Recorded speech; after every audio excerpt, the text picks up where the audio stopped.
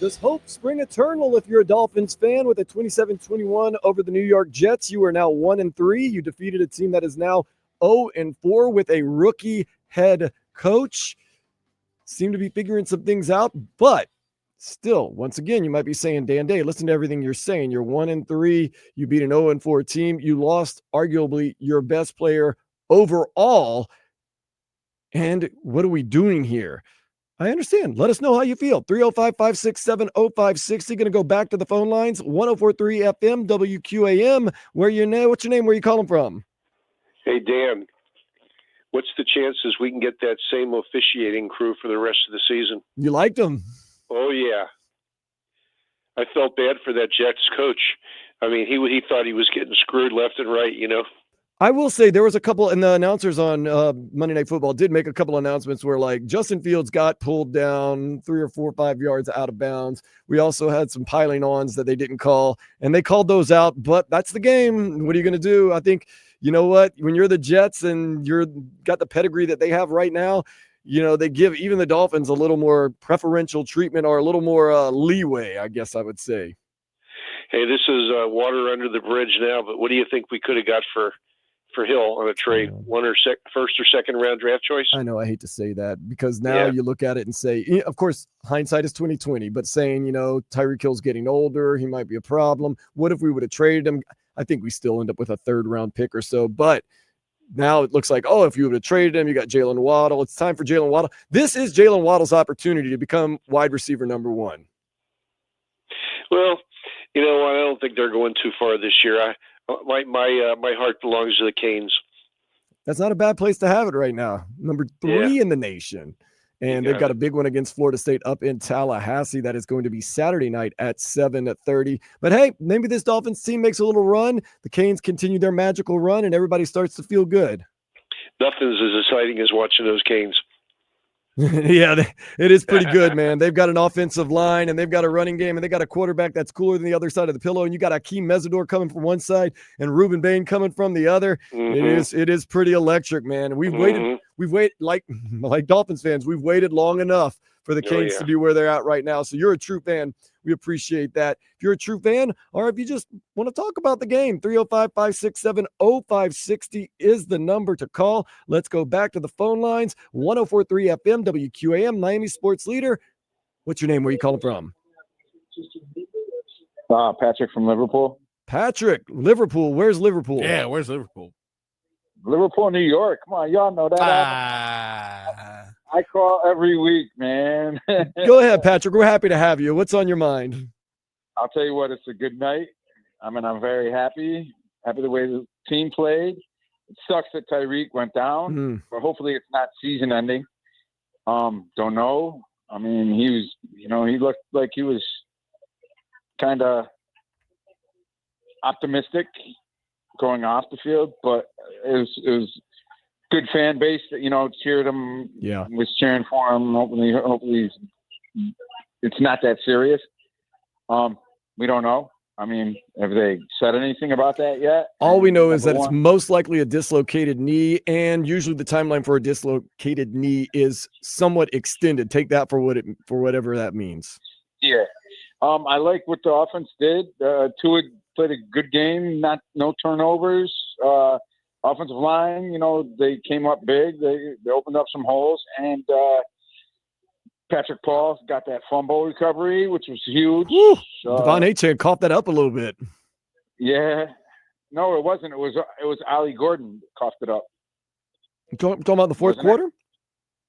No, the one that Patrick Paul, I think it was Ali Gordon that fumbled the ball. Okay, late in the game, I know Devon Achane coughed one up, and Patrick Paul was Johnny on the spot and picked that bad boy up. Maybe that was. I could have sworn it was Ali Gordon, but I'm glad that Waller's starting the ball. We need him out there. We need to stay healthy. Defense played good. You know, I love it because it's against the Jets. You got to have that. You're behind enemy lines. You need that right now, Patrick. I went to a bar called Smoky Bones, and there was a bunch of Jet fans in there. I walk in. I must have been the loudest person in the building. You know, I love it. You had to be It's the way- feeling pretty good because I felt as though the Dolphins were the superior team tonight, and I always felt as though they were going to win the left by game. third quarter. They left by the third quarter. Oh, so they kind of know that writing was on the wall for them.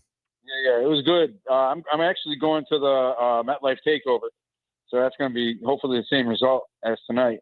That's going to be fun. Oh, we're so glad. Yeah. You're a true fan. We appreciate that, Patrick. Thanks for calling us every week, too. I go every year, man. Last year was freezing cold. We'll get our last game of the season. It was a bummer because we got, it was terrible. We didn't want to talk about that game. But hopefully Noah, he's a guy. What's his last name? Savianaya. Yeah. Hopefully he can step up. I mean, he wasn't used. He hasn't been getting a lot of passes downfield. So hopefully he can break out, You're talking, were you talking about offensive line or were you talking about a receiver? No, receiver. Zeke, whatever his name is. Malik Williams? No, Malik Washington. No, the guy from Tennessee, I think it was. Westbrook Akine. Yeah, Westbrook Akine. He's a good receiver, hopefully we can use him downfield. I mean, obviously we haven't used him because of, we have half our offense goes through Hill and Waddle. Yeah. And, A-Chain. But with Tyreek Hill going down, I think everybody's going to need to step up. That's going to be a Jalen Waddle. That's going to be a Darren Waller. That's going to be a Devon A-Chan. That's going to even be a Julian Hill, who you saw at the end of the game making some plays. Yeah. I know one of the guys always wants Hill to score a touchdown. He's been betting Brennan Tobin has given away his kids' college tuition trying to bet a Julian Hill anytime touchdown, and he's staying away from this year, but smart play. Hopefully they'll get one for him. Darren Waller, just to give you perspective, had 2 of them today, so keep that in mind, Patrick. Huge. All right. You guys have a good night, man. Appreciate it, Patrick, over there, Liverpool, New York. So happy to have him join us, as he usually does every week. Let's go back to the phone lines, 305-567-0560, 104.3 FM, WQAM. What's your name? Where are you calling from? Yo. Hey, this is Sean the Punt Man, Ozzy. What's up, man? Hey, that's what I like to hear from Sean. That's what I'm talking about. I haven't heard from you this year. Man? You've been hiding. You waiting for a win? What's going on here, Sean? I was waiting for you to get back on the radio. That's true. I was away for a while. I'm sorry about that, Sean. No, you good, bro. Hey, man, I just want to say this. I've come around on Mike McDaniel. I know I'm going to sound crazy to the fans out here, but you know what? He's called some good games the last 2 games. I'm not going to lie. Games. I'm with you there, Sean. I mean, he's a little long-winded for everybody. I get it, but he's called some great games. It's still, for me, it's Tua. That's what he's got to work with, and you can't do much with what he has. You think what I'm saying? I mean, it's still Tua. I don't think it's really him. He's only got that's what he's got to work with. That's what a lot of people are saying, Sean. That maybe Mike McDaniel is hindered by Tua and not Tua hindered by Mike McDaniel. Yeah, man. So I've come around. I mean, Mr. Ross, he's not gonna.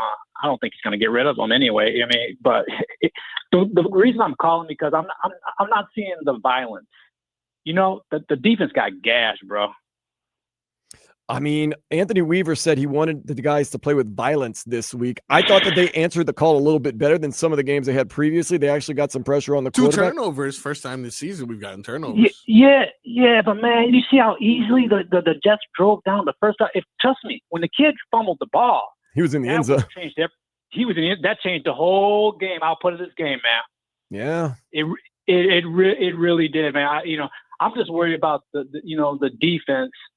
How are they going to stack up against the rest of the league? Because that's the problem I see. I don't think the offense is too much of an issue outside of Tua. I think it's going to be the defense. I've said this for a while. I've come to the realization after watching the preseason, kind of being surprised at all this ball control and these long drives. What are they doing? I've come to the conclusion that Mike McDaniel and those guys, they do now realize that they are somewhat limited, at least right now, with what Tua Tagovailoa can do and the offensive tools they have. That's why they're trying to control the ball and not just try to score every other play. Man, look. I mean, he can't throw. He ain't no deep threat. That's for sure. He can't throw the ball deep. I mean, now we don't have Reek. I mean, it's going to be short passes. We don't have no speedsters. Waddle, I'm still really not sold on him being a number 1, to be honest with you. Now it's his chance, Sean. This is his chance to prove that he is a number 1 and earn his money. We will see. But do you think on the trade deadline we go after another wide receiver or what? I would say yeah, because we need another weapon. Darren Waller, I know Jalen Waddle. Until I see what Ikine can actually do, he is. I forget he's even on the team. To be honest with you, I saw him on special teams today, and I was like, oh my goodness, he was good at Tennessee with the Titans. What is he doing here? Nothing. Well, but what's out there, Sean? There's nothing out there. You're picking out of the bargain bin, baby. But see, that's the thing. That's the problem when a guy with a lot of financial burdens gets hurt. Okay, he's the best value that you got. Yeah. He didn't want to get hurt. He's the only trade value that we did have. Now all of a sudden he gets hurt.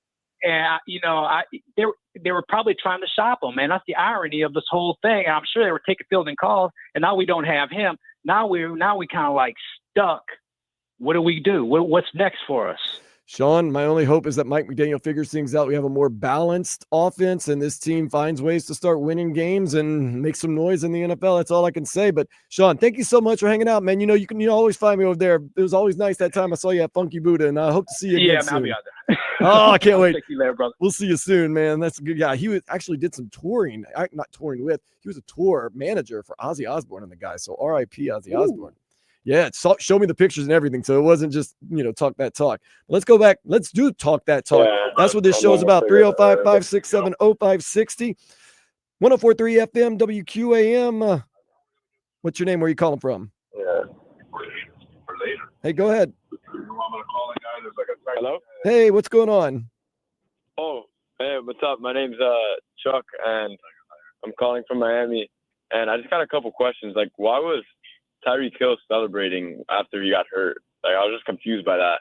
It didn't seem like he was pumping the crowd up or anything. He just seemed like excited, My only thought was I did find it, when I say a little different of when people are leaving the field, I think the adrenaline was pumping, and I think he was in a little bit of shock, and I think he was trying to show people that he was okay and that he was very thankful for them because they were cheering him and saying probably very praiseful things. And I think in just a situation like that, everyone reacts differently. So I don't think I wouldn't read into it too much other than he wanted to show that he's okay. It's not anything crazy like, something compound fracture. And he was trying to be emotional and thankful. And once again, like they say, the shock and the adrenaline, I think he looked very, what would you say, amped up. So but I do understand where you're coming from. It did look a little different than most people when they're getting carted off the field. Yeah, exactly. And also I got one more thing. Darren Waller, man, he's a baller, and I just feel like he was only coming in on third downs. Like, was he on like a snap count since he was coming off injuries, or because I feel like we can use him a lot more? He only had like 4 or 5 targets. Yes, Mike McDaniel did say earlier this week that Darren Waller will make a return and he will be on a snap count. So that's probably why you weren't seeing him being used as much, but it didn't keep him out of the game for that onside kick with the hands team. Yeah, man. He's gonna help a lot. We're gonna need him. I mean, Tyreek Hill's down. We're gonna need him. Any more questions that we can try to answer for you? No, I just want to say, go Knowles, and Tommy Castellanos gonna tear up that Canes defense on Saturday. All right, we'll find out 7:30 Saturday right here on 104.3 FM WQAM. Also, we'll have the post-game show. We start at 3 o'clock on Saturday. That is with Danny Rabinowitz and Brian Monroe. Then we get Joe Zagacki and Don Bailey Jr. on the call of the game, post-game with Alex Dono. Man, so much to unravel here with the Miami Dolphins. A day that we always dreaded. Tyreek Hill possibly having a very serious injury has now become a day where we say, it's here. What are we going to do? Going to take one more phone call before we go to break. 305-567-0560, 104.3 FM WQAM. What's your name? Where are you calling from? What's up? Hey, how you doing, man? Hey, I'm feeling good. You beat the Jets. It's always a good day when you beat your rival. Tell me about it. I'm actually just leaving the game, and I just kind of wanted to share my thoughts on tonight's victory. I'm glad to hear it. Well, I first and foremost say, man, we got the worst fans in the damn league. Ooh. It's unbelievable how we pull off a victory, and everybody's on the line talking about the coaching, the quarterback, and just talking negatively about the team. This is the NFL. It's hard to win in this league. And last I checked, tonight's victory puts us at a 1-3 record. And when you look at some of the great teams across the league, like the Baltimore Ravens, They're 1-3 just like the Dolphins are. True. And the only team that the Ravens have beaten this year is the damn Brownies. And I mean, listen, you think about it, I get it. Folks are gonna say the Dolphins aren't the Ravens. I get it. But at the end of the day, Josh Allen put 40 plus points on that Ravens defense. And he put 30 plus on the Dolphins.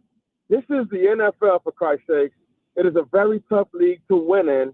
And listen, I'm proud of how the team rallied together, especially after losing a player like Tyreek. And they really showed up and showed out. They were able to put points up on the board despite not having them on the field. And I'm excited to see, what this team or how this team, collaborate going forward. And, I'm excited because we play the Carolina Panthers next. Go ahead. After the Panthers, we got the Chargers. They're reeling. The Chargers just lost to the New York Giants. Yeah, and they're having trouble keeping Justin Herbert upright. And last I checked, I believe we have the Chargers number.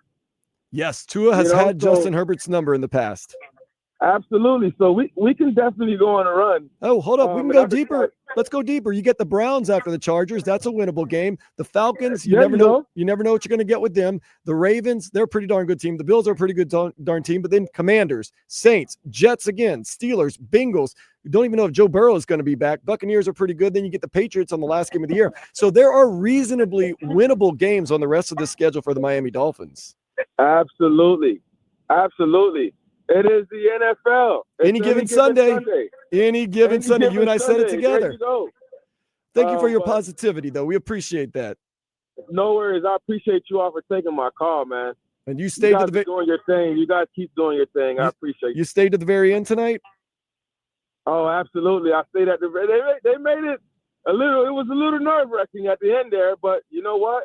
It's the National Football League. Things like that happen. There are no cheap wins in professional sports. Take that with you. You win a game, you celebrate it against whoever it might be. There is no cheap wins. There are no asterisks on these scoreboards. Absolutely. Love it. Thank you so much. More. Let's go Dolphins. I like the positivity, Marcos. Look, it's one of those things. He's right.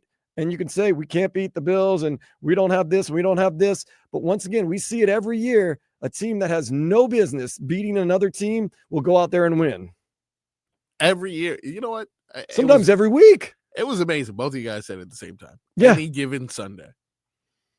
If you lose a star player, the Dolphins lost a star player tonight, but let's say you lose a star integral player of your team, that changes a lot that goes on. The Bengals are not the world beaters we were afraid of them being because Joe Burrow goes out and is out for an extended period of time. Last I was checking, they were getting stomped by the Broncos.